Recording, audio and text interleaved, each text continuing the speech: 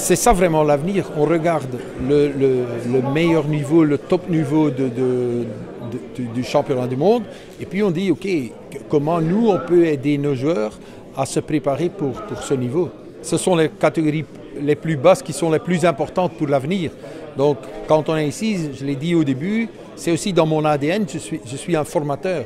Tout comme eux, ils sont des formateurs de joueurs. Le football est devenu plus complet.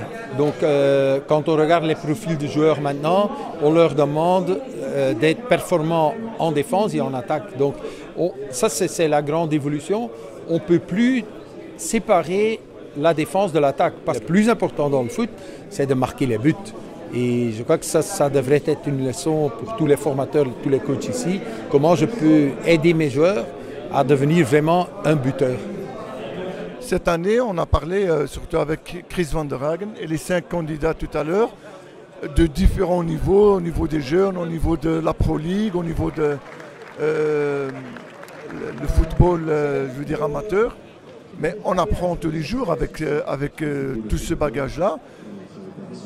Je ne vais pas dire qu'il faut tout retenir, mais on retient, je veux dire, ce qui nous intéresse à notre niveau, et le reste, il ne sera pas pour nous.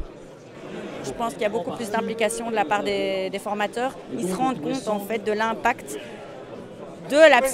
du psycho-émotionnel par rapport justement à la performance, à la confiance du joueur. C'est clair qu'au foot, c'est vraiment un endroit où la gestion émotionnelle est parfois compliquée parce qu'on passe par beaucoup d'émotions en très peu de temps. Et donc finalement, c'est ça qui est un peu débordant. Premier parcours, je pense que c'est la prise de conscience et l'acceptation pour pouvoir aller vers le changement.